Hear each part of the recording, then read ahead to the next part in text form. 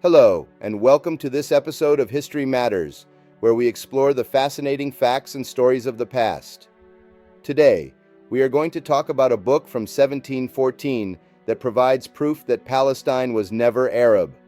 This book is called Hadriani Rolandi Palestina, ex monumentis veteribus illustrata, which means Palestine illustrated by ancient monuments, and it was written by a Dutch Orientalist named Adrian Rieland in English.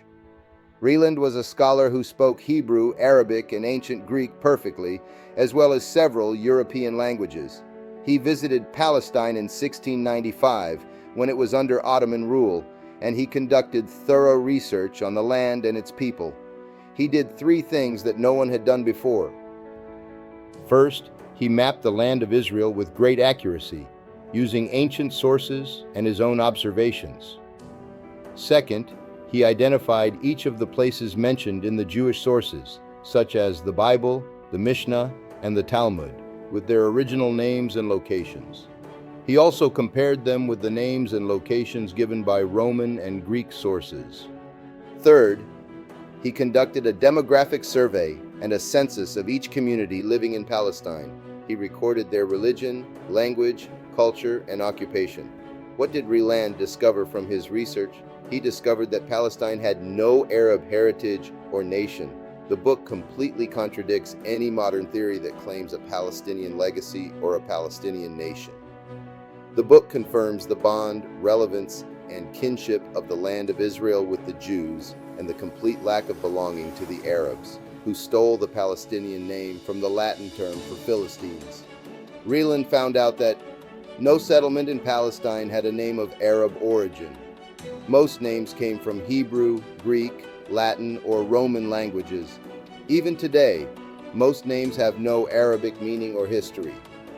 For example, Ramallah was originally called Beit El, House of God.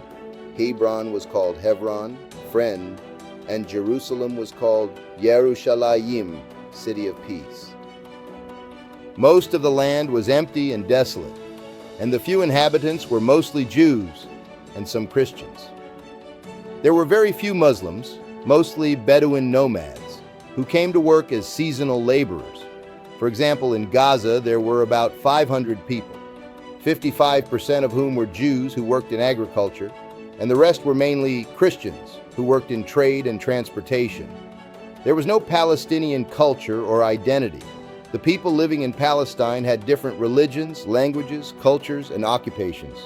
They did not share any common history or heritage with the Arabs or the Philistines.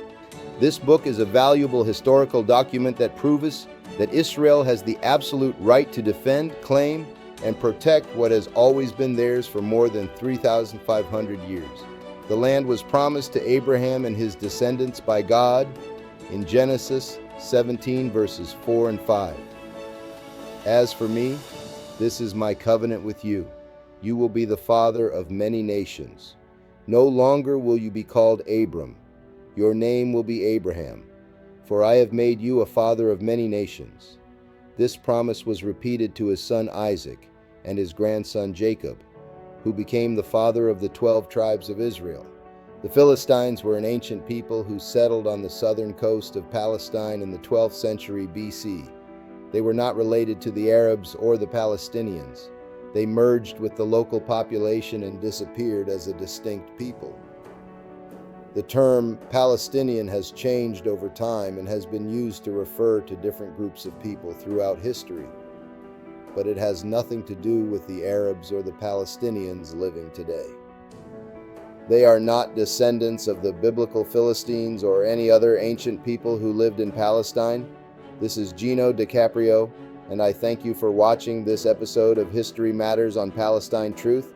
If you enjoyed it, please like, share, and subscribe to our channel for more historical insights. See you next time.